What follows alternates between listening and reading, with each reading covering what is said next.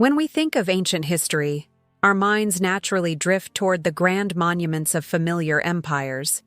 We picture the towering pyramids of Egypt rising from the golden sands, the sweeping marble columns of Rome, or the hanging gardens of Babylon. We marvel at these civilizations as the absolute dawn of human achievement, marking the ancient origins of our collective story.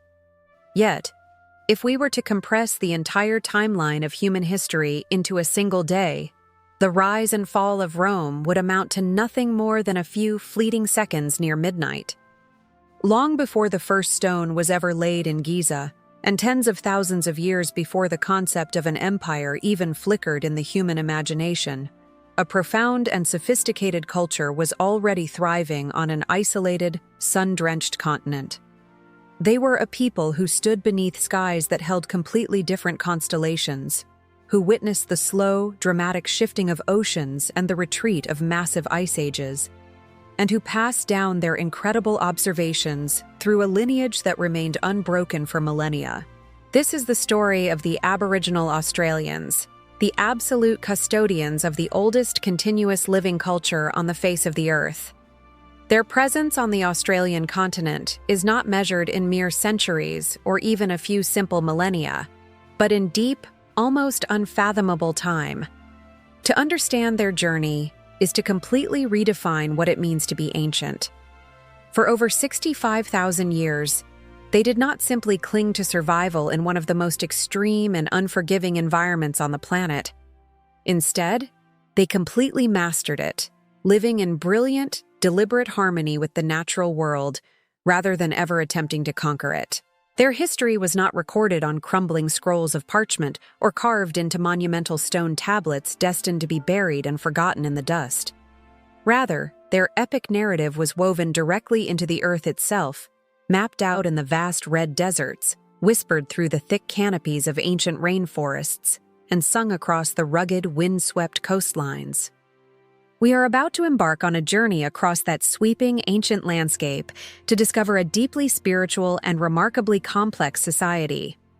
We will explore how they turned a harsh, unpredictable continent into a bountiful home, organized highly sophisticated social structures, and mapped the land and stars with astonishing accuracy. It is a journey into a worldview where time is never just a straight line, but a continuous living cycle, and where the past, present, and future exist simultaneously in the earth beneath our feet. To truly understand the story of the first Australians, we must first understand the stage upon which their epic history has played out. Australia is a continent of staggering extremes and breathtaking contradictions.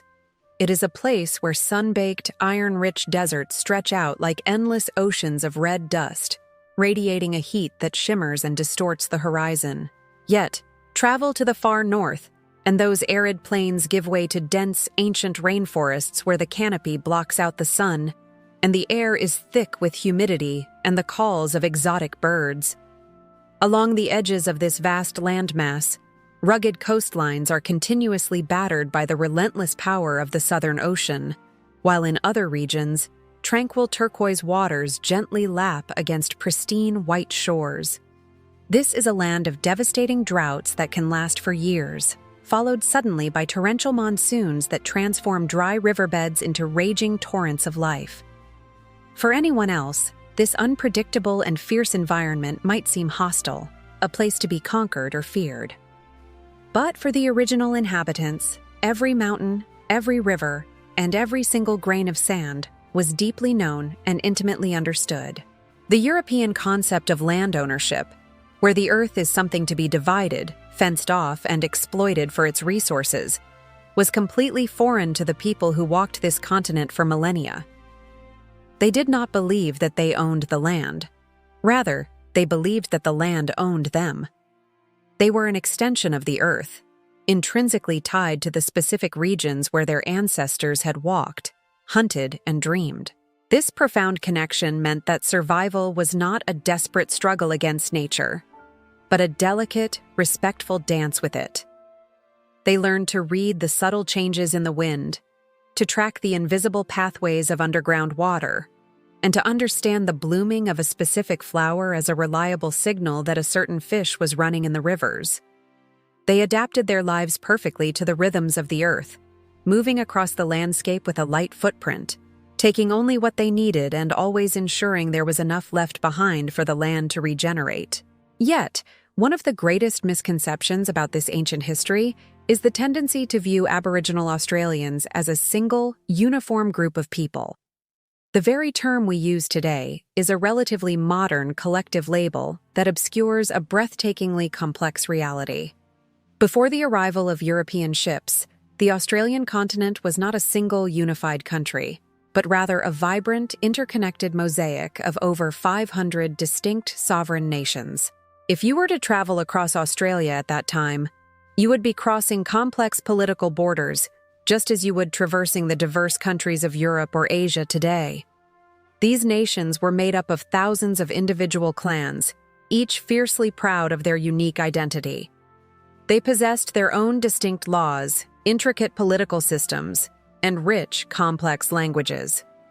In fact, more than 250 distinct languages were spoken across the continent, many as different from one another as English is from Mandarin or Arabic. This incredible diversity was born directly from the sheer variety of the Australian landscapes they inhabited.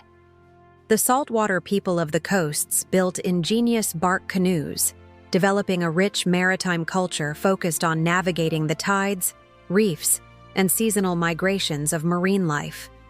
Deep in the arid heart of the continent, the desert people mastered the ultimate art of survival in one of the driest places on Earth, relying on a profound, almost encyclopedic knowledge of hidden waterholes and drought-resistant bush foods.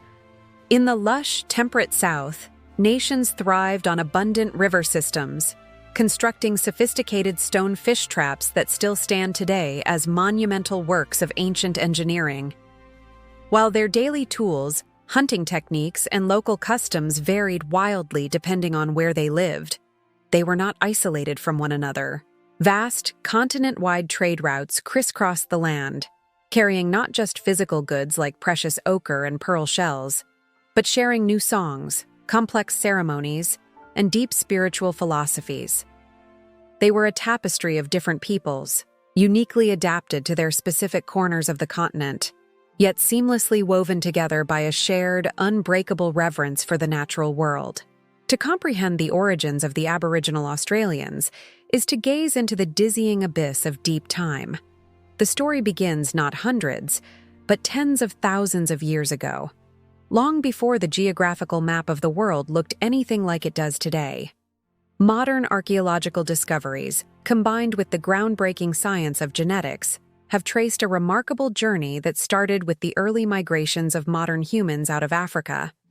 As these early pioneers moved steadily eastward across the vast expanses of Asia, they eventually reached the edges of a great southern landmass known to geologists as Sahul.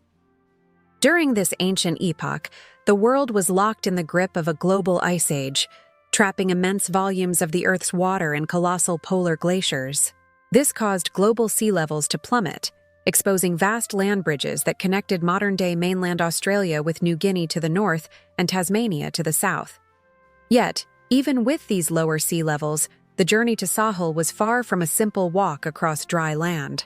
A formidable series of deep-water ocean straits still separated this southern supercontinent from the rest of the Asian archipelago. The ancestors of the Aboriginal Australians did not arrive by accident, nor were they simply swept out to sea on random debris. Their arrival, estimated to be at least 65,000 years ago, represents the earliest known maritime crossing in human history. It required a high degree of intentionality, sophisticated planning, complex communication, and the construction of watercraft capable of navigating treacherous, open ocean currents. They were the world's first great mariners, stepping onto the shores of a strange, untouched world that no human eyes had ever seen before. When these first explorers arrived, the continent they encountered was vastly different from the arid landscape we recognize today. It was a world of towering, dense forests, massive inland lakes that stretched to the horizon, and lush, sprawling river systems. It was also a world populated by giants. The new arrivals found themselves sharing this ancient wilderness with a terrifying and magnificent array of Pleistocene megafauna. They walked alongside massive, flightless birds that towered overhead, wombat-like creatures the size of modern rhinoceroses known as diprotodons, and giant carnivorous kangaroos that stalked the plains.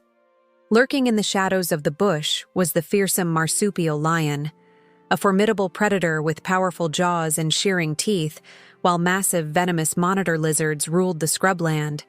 For thousands of years, humans and megafauna coexisted in this primal landscape. The early Aboriginal Australians had to quickly adapt their hunting strategies and survival skills to navigate a world filled with such dangerous neighbors. While scientists still debate the exact causes of the eventual extinction of the megafauna, it is clear that the Aboriginal people possessed an incredible resilience and adaptability, surviving massive ecological shifts that ultimately claimed the lives of these giant beasts.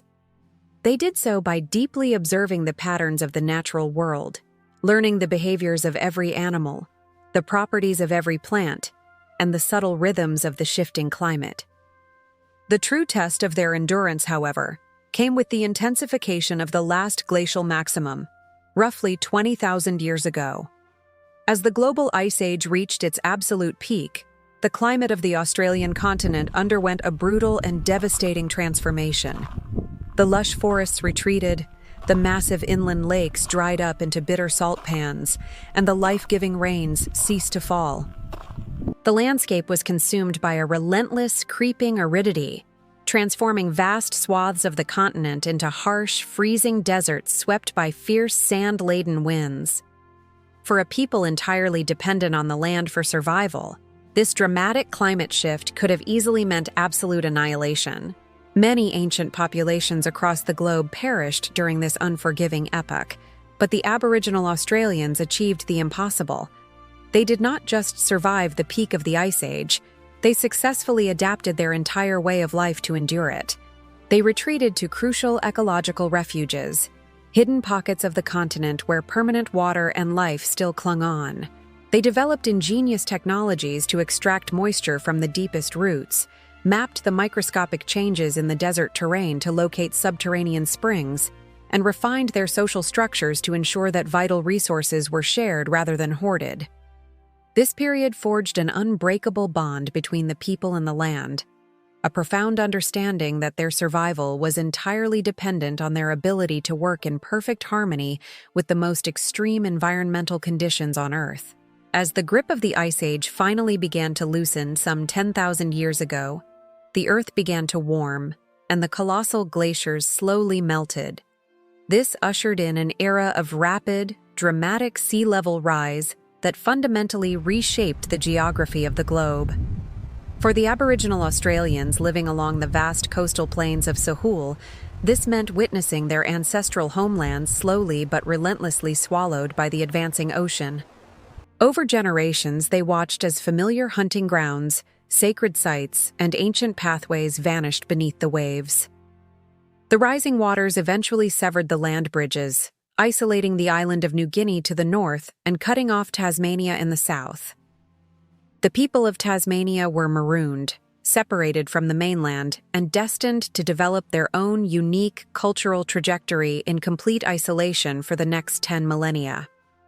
What is truly astonishing about this period of massive geological upheaval is not just that the people survived it, but that they recorded it with breathtaking accuracy. The memory of the great floods, the drowning of the coastlines, and the separation of the islands was not lost to time. It was meticulously encoded into their oral traditions, passed down from generation to generation through elaborate stories, songs, and ceremonies. Today, thousands of years later, modern geologists mapping the ancient seabed and studying historical sea level changes are finding that their scientific data aligns perfectly with the ancient Aboriginal stories. Tales of giant floods transforming hunting grounds into bays, or ancestral heroes walking across landscapes that are now deep underwater, are not mere myths or fairy tales. They are precise, empirical records of geological events that occurred over 7,000 to 10,000 years ago. This makes the Aboriginal oral tradition one of the most reliable and enduring systems of knowledge transmission in human history. It is a system that relies not on the written word, which can burn, fade, or be rewritten by conquerors, but on a collective, unbroken chain of memory spanning hundreds of generations. The survival of these stories is a testament to the profound reverence the Aboriginal people hold for the wisdom of their ancestors. Every generation understood that they were merely temporary custodians of this vital knowledge, tasked with the sacred duty of preserving it and passing it on entirely uncorrupted. This continuity is the very definition of their existence. It is how a culture manages to not just survive, but to profoundly thrive for over 65,000 years. They watched the stars shift in the heavens. They saw the ocean swallow their lands. They outlived the giants of the animal kingdom, and through it all, they remembered. The culmination of these tens of thousands of years of survival, adaptation, and observation was the forging of a society unlike any other. By the time the climate stabilized into the patterns we recognize today, the Aboriginal people had completely mapped the physical and spiritual contours of the Australian continent. They had developed an intricate scientific understanding of botany, animal behavior, and seasonal cycles that allowed them to thrive in environments ranging from freezing alpine regions to sweltering tropical swamps. But their greatest achievement was not merely physical survival. It was the creation of a deeply complex, peaceful, and sustainable societal structure. They understood that to survive in an unpredictable environment, cooperation was far more valuable than competition. They established intricate webs of kinship and trade that connected disparate nations across thousands of miles, ensuring that no single group was ever truly isolated or vulnerable to localized droughts or disasters. They crafted a legal and moral framework, deeply embedded in the landscape, that governed everything from marriage and land management to dispute resolution and the sharing of resources. This vast, foundational history, a story of epic migrations, battles with ice and rising seas, and the masterful observation of nature, laid the unshakable groundwork for the daily lives and rich traditions that would sustain them for millennia to come. Imagine waking as the first golden rays of the morning sun pierce through the canopy of a eucalyptus forest, or as the cool, crisp air of the desert gives way to the sudden, intense heat of the day. For the Aboriginal peoples, the start of the day was not marked by the ringing of a clock or the rush of modern anxieties, but by a seamless integration into the ancient, pulsing rhythm of the land itself. For centuries, European observers fundamentally misunderstood this way of life, categorizing it simply as a primitive, desperate struggle for daily survival. They imagined a people endlessly wandering, completely at the mercy of starvation and the elements. But the reality was entirely the opposite. Their daily life was a masterclass in deliberate, highly sophisticated resource management. Because they possessed such an intimate, encyclopedic knowledge of their environment, they rarely had to struggle. Instead, they operated with a quiet, profound efficiency, often securing all the food and resources they needed in just a few hours of work, leaving the rest of the day for social interaction, education, tool-making, and spiritual obligations. At the very core of this daily existence was an invisible, unbreakable web that dictated every interaction, every duty, and every relationship within the community. This was the kinship system. To call it merely a family tree would be a massive understatement. It was the foundational law of their universe. The kinship system was a vastly complex social structure that categorized every single person, plant, animal, and even natural phenomena into a grand, interconnected network. From the moment a child was born, they instantly knew their exact place in the world. Kinship dictated who you could marry, who you were obligated to share your food with, who was responsible for your education, and even who you were strictly forbidden from speaking directly to. This system entirely eliminated the concept of an orphan or an outcast.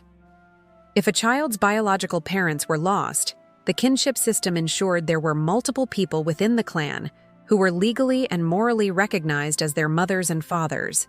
ready to step in without hesitation. It was a brilliant, fail-safe social safety net, designed to guarantee that in an unpredictable environment, absolutely no one was ever left to fend for themselves. This intricate web of kinship also perfectly organized the daily division of labor. As the morning sun climbed higher, the camp would gently divide into groups to gather the day's provisions. Often, the most crucial and reliable source of sustenance came from the women. While the dramatic stories of hunting massive kangaroos often dominate the historical imagination, it was actually the women who provided up to 80% of the community's daily nutritional needs. Armed with beautifully carved wooden digging sticks, known in some languages as a kulaman, the women would venture out in groups. Their work was not simple foraging. It required a profound botanical science passed down through countless generations. They knew exactly which tubers were ripe beneath the soil, which berries were safe to eat, and how to identify the subtle signs of a honey ant nest buried deep in the desert sand. More impressively, they possessed the complex chemical knowledge required to transform highly toxic plants into nutritious meals. For example, the seeds of the cycad palm are naturally packed with lethal toxins. Yet, the women knew exactly how to crush, wash, and ferment these seeds over several days in running water, completely neutralizing the poison and producing a rich, carbohydrate-heavy flour that could be baked into bread. It was chemistry disguised as tradition, ensuring a stable food supply even in the harshest conditions. While the women harvested the earth, the men would set out to hunt, engaging in what can only be described as the ultimate test of patience, stealth, and observation. To an Aboriginal hunter, the landscape was not a static picture. It was a highly detailed, open book filled with constantly changing information. They did not just see a footprint in the sand. They read it like a forensic scientist. A single impression could tell them the exact species of the animal, its approximate size and weight, whether it was injured, how fast it was moving, and precisely how long ago it had passed by.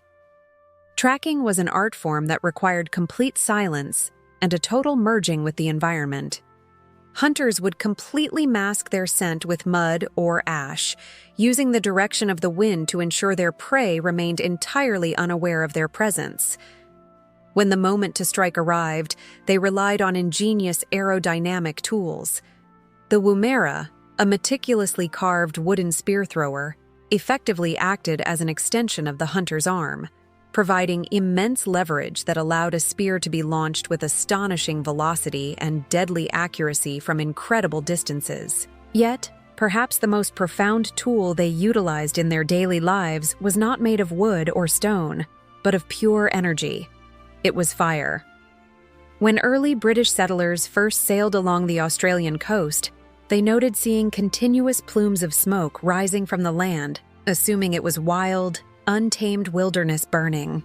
What they were actually witnessing was a highly organized, continent-wide system of land management known today as fire stick farming. The Aboriginal people did not passively live in the landscape. They actively sculpted it. They used small, strictly controlled, cool-burning fires to clear out dense, choking underbrush. This prevented the catastrophic, massive wildfires that plague modern Australia by removing the accumulated fuel from the forest floor. But more importantly, this targeted burning encouraged the immediate growth of fresh, sweet, green grass. This new growth would naturally attract animals like kangaroos and wallabies, essentially drawing the food supply directly to the hunters. They didn't build fences to keep livestock confined. They used fire to invite the wildlife exactly where they wanted them. It was a brilliant, deeply sustainable form of agriculture that kept the ecosystem constantly renewed and vibrantly healthy. This deep interaction with the environment required a completely different understanding of time and the seasons. The standard European concept of 4 distinct seasons, spring, summer, autumn, and winter, is entirely useless in the vast, shifting climates of Australia. Instead, Aboriginal nations recognize distinct local microseasons, sometimes numbering up to 6 or 8 different phases throughout the year, dictated purely by the subtle, continuous changes in local flora and fauna. They didn't look at a calendar to know when it was time to move camp or hunt a specific animal. They looked at the world around them. They knew that when a specific wattle tree burst into bright yellow bloom, it meant the whales were migrating along the coast. They knew that the arrival of a certain species of bird signaled that the wet season was imminent, or that the flowering of a particular bush indicated that the freshwater turtles were fat and ready to be harvested. Every plant and animal acted as an interconnected living calendar, guiding their daily movements and ensuring they were always in the right place at exactly the right time. Of course, the absolute most critical element of daily survival, particularly in the vast, punishing expanses of the desert regions, was water. How do you find water in a landscape that hasn't seen a single drop of rain in over a year? The answer lay in an ancestral map carried entirely in the mind. The desert people possessed an astonishing knowledge of hidden subterranean water sources. They knew how to follow the flight paths of specific water-dependent birds like the zebra finch, which would always lead them to hidden rock pools. They knew how to dig deep into the dry, sandy beds of ephemeral rivers to reach the cool, clean water table trapped beneath the surface. In the most extreme droughts, they knew which specific species of frogs buried themselves deep underground, storing precious fresh water in their bodies, and they knew how to extract moisture from the deep, hidden roots of specific desert oaks. This knowledge was the absolute difference between life and death, and it was guarded and shared with the utmost reverence. As the sun began to dip below the horizon, painting the vast Australian sky in breathtaking shades of violent purple, deep crimson, and burning gold, the scattered groups would finally return to the main camp. This evening gathering was the beating heart of their daily life. The food gathered throughout the day was never hoarded. It was immediately and meticulously divided according to the strict laws of kinship, ensuring that the elderly, the injured, and the young received their rightful share before anyone else. As the darkness settled and the campfires were stoked, the true purpose of their existence took center stage. The evening fire was not simply a place to warm their hands or cook a meal. It was the ultimate classroom, the court of law, and the grand theater of their culture. It was here, under a canopy of blazing, unfamiliar stars, that the elders would begin to speak. Through deeply engaging, rhythmic storytelling, they would pass on the crucial mechanics of survival, the strict laws of their society, and the epic histories of their ancestors to the wide-eyed children. In this seamless, beautifully orchestrated daily rhythm, learning was not a chore, and survival was not a desperate panic. It was a perfectly balanced, profoundly connected way of life that had successfully sustained them for over 2 million nightly campfires. While the daylight hours were dedicated to the masterful mechanics of physical survival, it was in the deepening shadows of the evening that the true, vibrant soul of Aboriginal culture was vividly brought to life. It is a profound mistake to view the art, music, and traditions of these ancient peoples as mere entertainment or simple decorative hobbies used to pass the time. In Western societies, art is often compartmentalized, hung within the silent halls of galleries or performed on elevated stages, separate from the realities of everyday life. But for the first Australians, culture was the absolute foundation of their existence.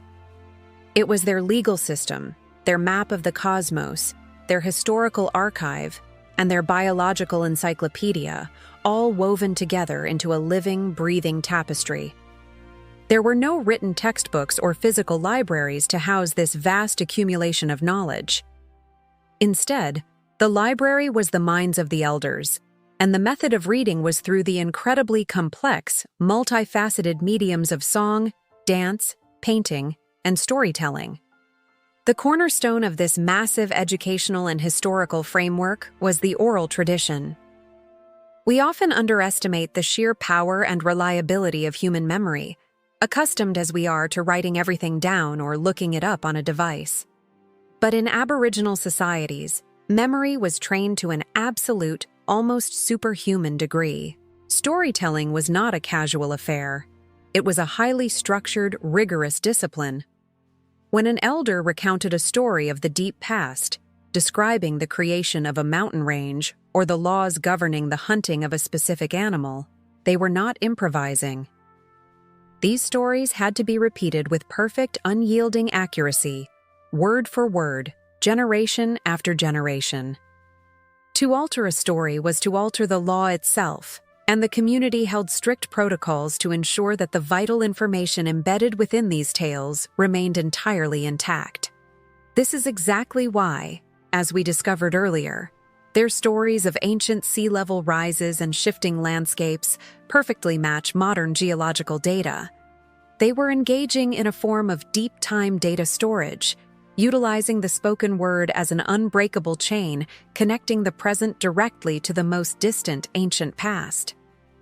Perhaps the most breathtaking and intellectually brilliant manifestation of this oral tradition is the concept of the songlines. To truly grasp the genius of a songline is to understand one of the most sophisticated navigational and cultural systems ever devised by humanity. Imagine a map of an entire continent, not drawn on a piece of paper, but composed entirely of musical notes, rhythms, and lyrics. The landscape of Australia is crisscrossed by an invisible, intricate web of these ancestral tracks. A songline describes the exact journey taken by a creator spirit during the dawn of time, detailing every creek, every rock formation, every vital water hole, and every food source along that specific path. By learning the song, a person essentially memorizes the map. An Aboriginal traveler could potentially walk for hundreds of miles across harsh, unforgiving, and completely unfamiliar territory, perfectly navigating their way simply by singing the right song in the correct sequence. The melody itself might mimic the physical terrain, rising in pitch to indicate a mountain climb, or adopting a rapid, flowing rhythm to signify a running river. These songlines did not just cross through single tribal territories. They spanned the entire continent, requiring travelers to learn different verses in entirely different languages as they crossed ancient borders. It was a continent-wide passport, a survival manual, and a sacred hymn, all perfectly encoded into the human voice. This profound connection between the voice, the body, and the earth was physically realized in the form of the corroboree. A corroboree is a ceremonial gathering, a powerful convergence of dance, music, and spiritual storytelling that serves to renew the community and honor the ancestors. When the people gathered for these ceremonies, the air would vibrate with the sharp, rhythmic cracking of hardwood clapsticks and the deep, resonant, hypnotic drone of ceremonial instruments. The dancers, their bodies painted in striking, intricate designs, would move with breathtaking agility and intense, focused energy, their bare feet stamping heavily against the red dust, actively drumming the earth to awaken the spirits residing within it. They were not merely mimicking the movements of the kangaroo, the brawny flight of the brawny emu, or the slithering path of the snake. They were physically embodying them. Through these dances, they reenacted the epic deeds of the creator beings, ensuring that the vital energy of the land was continuously replenished. It was a visceral, deeply emotional experience that completely erased the boundary between the human and the divine, solidifying the bonds of kinship and reinforcing the strict moral codes that held their society perfectly in balance. The visual representation of this rich cultural universe is etched onto the very bones of the Australian landscape. Aboriginal rock art constitutes the oldest, longest-running, and most extensive continuous art tradition on the planet.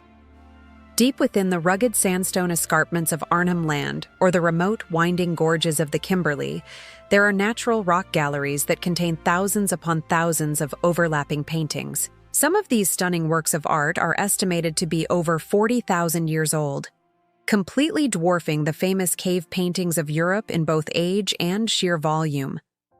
But just like their songs and dances, this art was never meant to be simply a beautiful picture. It was a profound method of communication.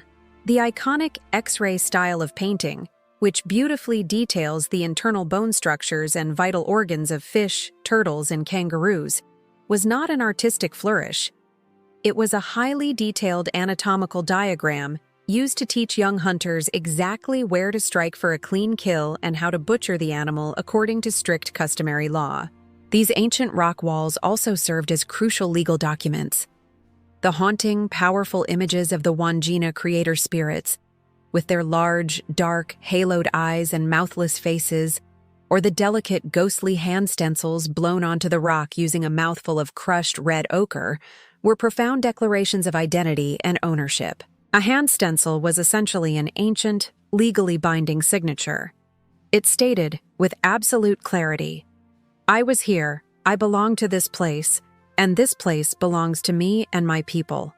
It was a title deed recorded in earth pigments, signifying a clan's unbreakable connection to their specific territory. Furthermore, the act of painting and repainting these sacred sites was a vital spiritual obligation. By touching up the fading ochre of an ancestral figure, an elder was not just restoring a painting.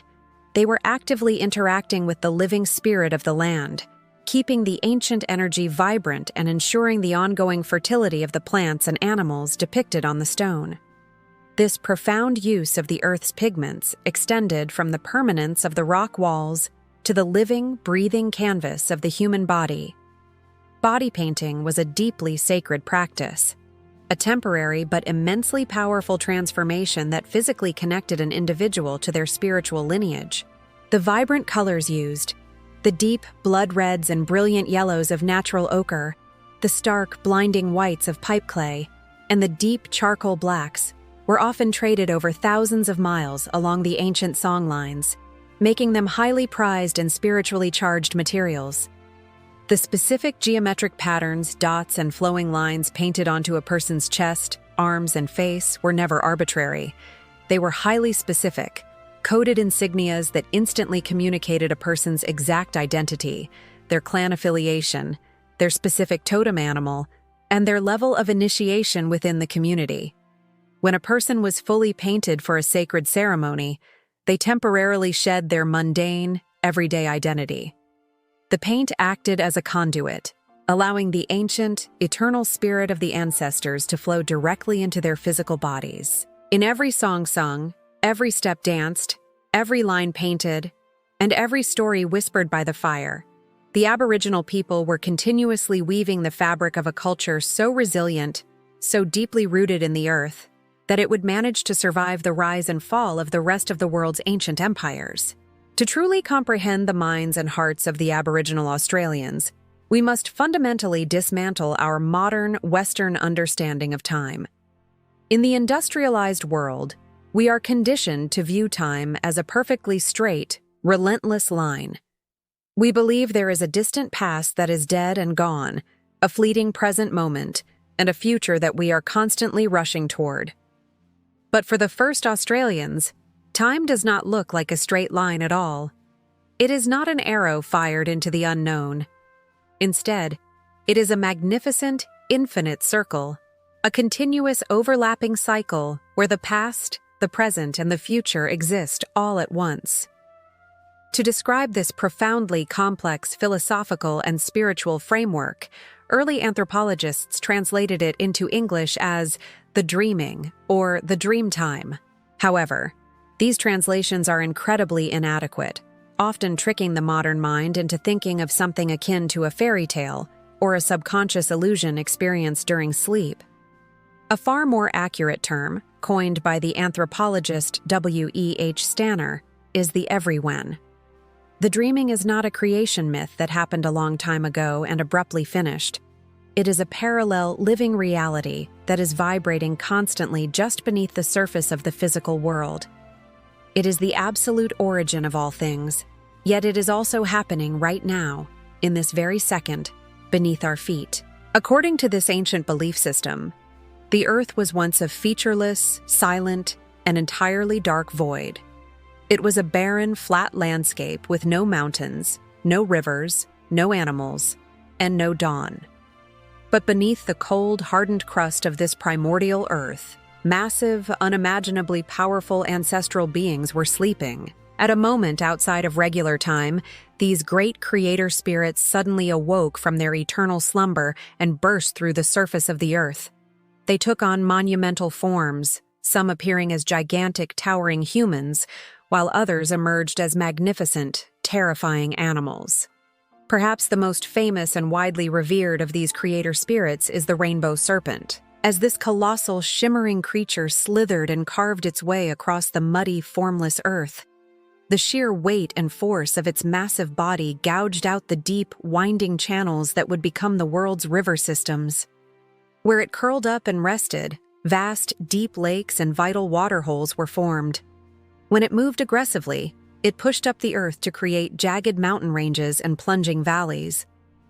Other ancestral spirits, the giant emu, the great kangaroo, the wedge-tailed eagle, and the honey ant, also moved across the continent in epic, continent-spanning journeys. As they traveled, hunted, fought epic battles, and made love, they literally terraformed the planet. But they did not just leave behind physical geography. They imbued the landscape with a profound moral and legal code. Everywhere an ancestral being performed an action, they left behind a permanent residue of their spiritual energy, establishing the strict laws of kinship, the rules of marriage, the correct methods for hunting, and the sacred ceremonies required to keep the world in balance. Once their monumental task of creation was finally complete, these ancestral beings did not ascend into some distant, unreachable heaven in the sky. Instead, exhausted from their immense labors, they simply sank back into the earth they had just created. They transformed their physical bodies into the prominent features of the landscape. That towering sandstone monolith is not just a rock. It is the resting body of the creator hero. That ancient, twisting river is not just flowing water. It is the physical manifestation of the rainbow serpent itself. Because of this, the Aboriginal worldview completely obliterates the distinction between the animate and the inanimate. This is the essence of their profound animism. In this belief system, the natural world is not a collection of dead matter to be exploited. A boulder, a tree, a sudden gust of wind, and a flowing creek all possess a conscious spirit, a deep memory, and a living presence. When an Aboriginal person walks across their ancestral lands, they are not merely hiking through a beautiful wilderness. They are walking through a living, breathing cathedral. They are surrounded at every moment by their spiritual family, and they believe the land itself is actively watching them, listening to their voices, and responding to their presence.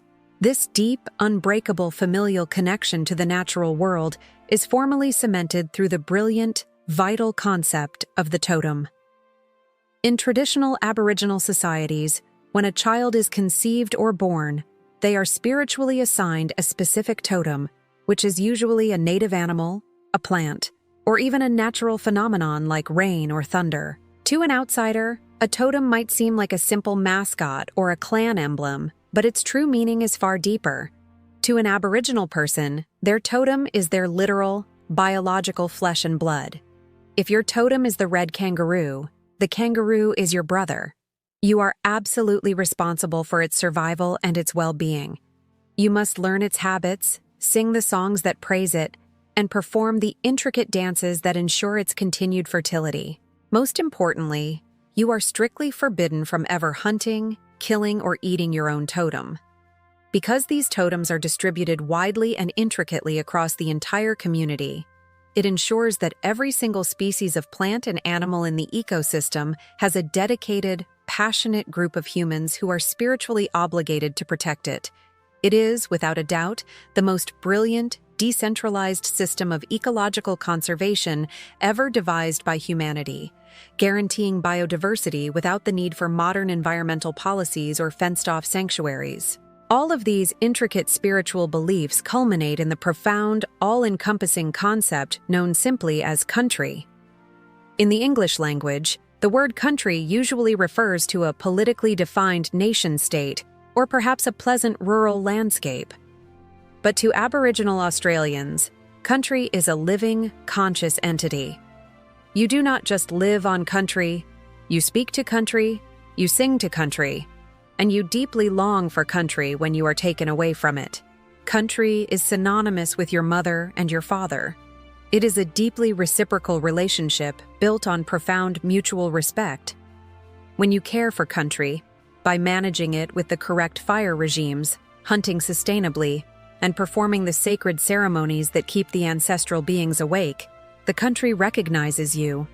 It feels your footsteps, and it provides abundant food, clean water, and profound spiritual nourishment in return. However, if the land is damaged, neglected, or violently dug up for mining, it is not merely an environmental tragedy. It is a deeply personal, agonizing physical and psychological trauma. To see the land destroyed is exactly the same as watching a beloved elder suffer a violent assault. If country is sick, the people are physically and spiritually sick. They are one and the same. Ultimately, the spirituality of the first Australians offers a profound, ancient antidote to the overwhelming existential loneliness that so often plagues modern, industrialized societies. In this remarkable belief system, you are never truly alone, and you are never truly gone.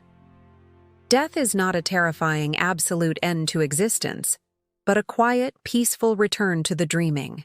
It is a journey back to the ancestral lands to be seamlessly reunited with the earth. The spirits of the departed simply return to the sacred waterholes, the ancient rocks, and the deep roots of the trees, waiting patiently to be reborn into the endless, rolling cycle of life. It is a philosophy of supreme psychological comfort and absolute, unwavering belonging. It dictates that humanity's ultimate purpose is not to arrogantly dominate the earth, hoard its wealth, or build towering temporary monuments to our own egos. Instead, our sole sacred purpose is to act as humble custodians, to endlessly care for the land, to maintain the perfect, delicate balance established at the dawn of time, and to walk softly into the eternal embrace of the everyone. Look up into the night sky on a clear, moonless night in the Australian outback, and you are confronted with a breathtaking canopy of stars so dense it almost feels suffocating. For millennia, European astronomers focused entirely on the points of light, connecting the brightest stars to form the familiar constellations of the zodiac. But the Aboriginal Australians possessed a completely different, remarkably unique perspective. They are widely considered to be the world's very first astronomers, but they did not just look at the light. They looked at the deep darkness. When they gazed up at the sprawling, milky band of our galaxy, they read the intricate shapes formed by the dense, dark interstellar dust clouds that block out the starlight behind them. The most famous of these dark constellations is the Emu in the sky. Its head rests in the Coalsack Nebula right next to the Southern Cross, while its long neck and sweeping body stretch out across the Milky Way. This was not merely a beautiful celestial picture. It was a highly precise, functioning agricultural calendar. As the Earth moved and the Emu shifted its position in the sky throughout the year, it visually signaled vital changes on the ground. When the Emu appeared to be running across the sky, it meant the flightless birds on Earth were mating. When the celestial emu's body shifted to sit low on the horizon, it perfectly aligned with the exact time of year that real emus were laying their eggs, telling the people precisely when to safely harvest this crucial, protein-rich food source without disrupting the local population. This profound, scientific observation of nature extended deeply into the realm of traditional healing and pharmacology, known today as bush medicine. When European doctors first arrived, they largely dismissed Aboriginal healing practices as mere superstition. It took modern science well over a century to catch up and realize the astonishing efficacy of the ancient remedies growing freely in the Australian bush. The Aboriginal people had already spent tens of thousands of years perfecting an intricate botanical science. They knew, for example, that the crushed leaves of the melaleuca tree, what we now call the tea tree, contained incredibly powerful antiseptic and anti-inflammatory properties, using it to treat wounds and prevent deadly infections long before the invention of modern antibiotics. They utilized the kakadu plum, a small, unassuming green fruit that actually contains the highest recorded concentration of natural vitamin C of any food in the world, making it an absolute powerhouse for boosting the immune system and staving off disease. But their medical practice was rarely just physical. It was deeply holistic. They understood the profound connection between the mind, the spirit, and the body. Healing often involved traditional smoking ceremonies, where the fragrant, oil-rich leaves of specific eucalyptus plants were placed over smoldering embers. The patient would be bathed in the thick, aromatic smoke, a practice scientifically proven today to possess antibacterial properties, but which also served a crucial psychological purpose, calming the patient, cleansing their spirit, and realigning their energy with the healing power of the earth. Beyond their mastery of botany and the stars, the Aboriginal people demonstrated an astonishing, intuitive grasp of complex physics and aerodynamics, most famously embodied in the returning boomerang. To the modern observer, it might seem like a simple piece of carved wood, but the returning boomerang is actually a marvel of asymmetrical aerodynamic engineering. The blades are meticulously carved with a precise, curved airfoil shape, identical to the principles used to generate lift in modern airplane wings. When thrown with the correct spin and angle, the difference in air pressure creates an upward lift, while the gyroscopic precession from the spinning motion causes the weapon to curve gracefully through the air and return perfectly to the thrower's hand. This specific type of boomerang was often used to flush flocks of birds out of dense trees or into carefully placed nets, acting as a terrifying hawk-like decoy. For larger, terrestrial prey, they engineered the kylie, a larger, heavier, non-returning hunting boomerang designed to fly straight and deliver a devastating, bone-breaking impact. Coupled with the woomera, the incredibly efficient spear thrower that maximized kinetic energy and leverage, these people had effectively conquered the laws of physics using nothing but fire, stone tools, and native hardwood. This unique manipulation of physics was not limited to weaponry. It was also channeled into the creation of sound, birthing one of the oldest and most hypnotic wind instruments on the planet. In the northern regions of Australia, specifically in Arnhem Land, the people developed the yidaki, widely known today as the didgeridoo. What makes the creation of this instrument so incredibly rare is that it is not hollowed out by human hands. Instead, the Aboriginal craftsmen formed a unique partnership with the destructive forces of nature. They would walk through the eucalyptus forests, carefully tapping the trunks of the trees.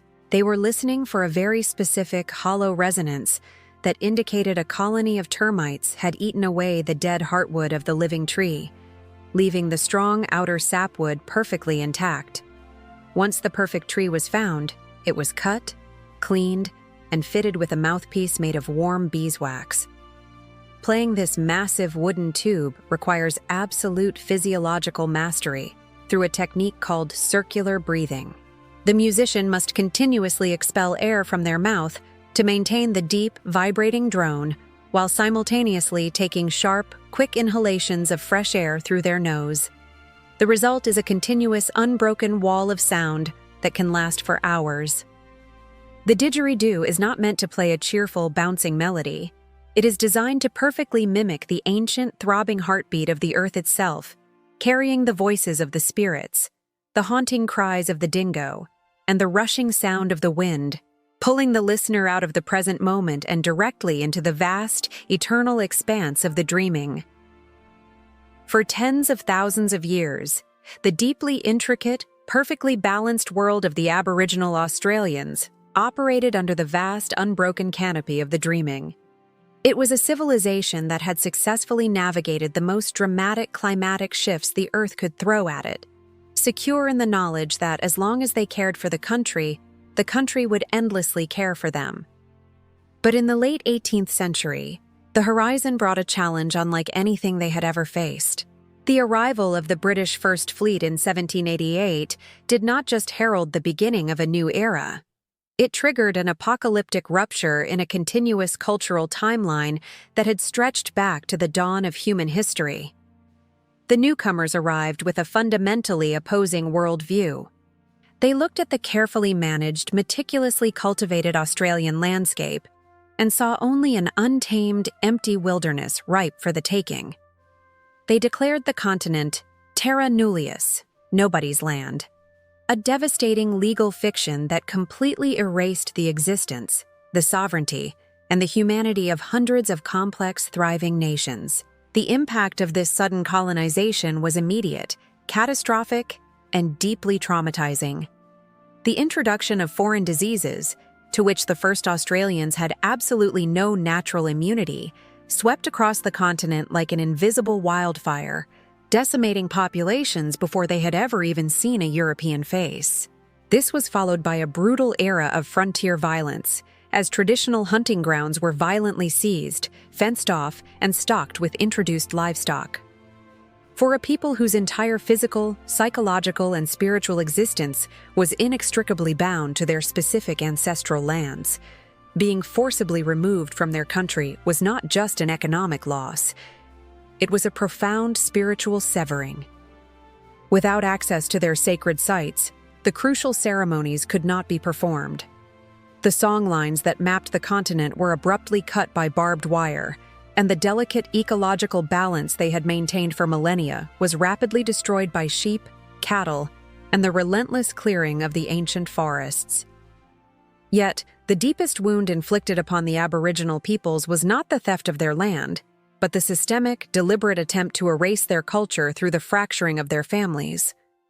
Throughout the 20th century, under official government policies, tens of thousands of mixed-race Aboriginal children were forcibly removed from their mothers and fathers, placed into state institutions, or fostered out to white families. Today, they are known as the stolen generations. The devastating logic behind this policy was assimilation, to entirely breed out the Aboriginal identity and break the unbreakable chain of oral history. Children were severely punished for speaking their native languages, entirely separated from the strict laws of their kinship systems, and alienated from the deep ancestral knowledge of their country. For a culture entirely dependent on the flawless transmission of memory from elder to child, this was a devastating psychological blow, leaving a legacy of deep intergenerational trauma that continues to echo through communities today. However, the story of the first Australians in the modern era is absolutely not merely a story of tragedy and victimization. It is one of the most astonishing testaments to human resilience ever recorded. The colonizers vastly underestimated the sheer, unyielding strength of a culture forged over 65,000 years. Despite the violence, the dispossession, and the aggressive attempts at assimilation, the Aboriginal people simply refused to fade away. The ancient fires were kept burning in secret. The languages were whispered in the shadows, and the stories were quietly passed down against all odds. In the latter half of the 20th century, this quiet endurance ignited into a powerful, highly organized political awakening. Aboriginal activists tirelessly fought for civil rights, for citizenship in their own land, and, most crucially, for the legal recognition of their unbroken connection to the earth. This relentless struggle culminated in historic victories like the landmark 1992 Mabo decision, where the High Court of Australia finally struck down the myth of terra nullius, legally recognizing for the first time that native title, the traditional ownership of the land, had survived the British colonization. Today, the Aboriginal culture is experiencing a profound, vibrant, and incredibly powerful renaissance. It is not a culture trapped behind the glass of a museum display. It is a dynamic, breathing force actively weaving its ancient identity into the complex fabric of the 21st century. Across the continent, communities are fiercely engaged in language revival programs, meticulously piecing together ancestral tongues from old recordings and the memories of the remaining elders, ensuring that a new generation will once again sing the land in the languages it recognizes. The breathtaking visual language of the desert, the intricate dot paintings and profound representations of the dreaming have exploded onto the global stage, becoming recognized as one of the most important and highly sought-after contemporary art movements in the world. Modern Aboriginal musicians, filmmakers, and dancers are brilliantly fusing the ancient rhythms of the didgeridoo and the clapsticks with hip-hop, contemporary choreography, and modern cinema, carrying the voices of their ancestors into the future through powerful new mediums. To witness Aboriginal Australia today is to witness a people who are walking confidently in two entirely different worlds. They are sophisticated modern professionals, doctors, lawyers, and politicians, who simultaneously hold deep, unshakable obligations to their traditional kinship systems and their ancestral lands. They face immense, ongoing challenges in health, education, and social justice, the lingering, painful scars of colonization. But they face these challenges armed with the deepest roots of any culture on the planet. Their survival is a profound reminder that true strength does not lie in the building of concrete empires, but in the unbreakable bonds of family, a fierce, protective love for the earth, and an identity that is written not on paper, but in the very stars above and the soil below. As we stand at the precipice of an uncertain global future, grappling with the rapid depletion of natural resources, the devastating isolation of modern city living, and the overwhelming anxieties of a hyper-connected world, the ancient wisdom of the first Australians offers a profound and urgent alternative. For over 65,000 years, they did not merely survive on an isolated continent, they perfected the absolute art of living. They built a society that did not measure its wealth in the accumulation of material possessions or the brutal conquest of neighboring lands, but in the profound depth of their knowledge, the unbreakable strength of their kinship ties, and their unwavering sacred duty to care for the earth. Their story completely challenges our modern definitions of progress and civilization. It asks us to deeply reconsider what it truly means to leave a legacy. They did not build stone pyramids to reach the heavens, nor did they forge iron empires that would inevitably rust and crumble into the dust of history. Instead, their magnificent empire was woven directly into the living, breathing fabric of the Australian landscape, recorded in the eternal stars, sung into the ancient winds, and painted onto the very bedrock of the continent. Their enduring presence is the ultimate testament to the sheer resilience of the human spirit. Despite enduring the devastating, apocalyptic shock of colonization and facing overwhelming modern challenges, the Aboriginal Australians remain the oldest continuous living culture on the face of the planet. They are not a relic of a forgotten past, but a vital, powerful, and deeply relevant voice in the present. They remind us, with quiet, undeniable authority, that humanity is completely capable of existing in perfect, sustainable harmony with the natural world. They teach us that we are not the masters of the earth, but its humble children, entirely dependent on its health for our own survival. As we finally begin to listen to their ancient stories and truly understand the profound depths of the dreaming, we are offered a rare, priceless gift. It is an invitation to walk together, to heal the deep wounds of the past, and to learn how to belong, truly belong, to the world we inhabit, honoring the eternal, unbroken rhythm of life that has pulsed beneath the Southern Cross since the very dawn of time.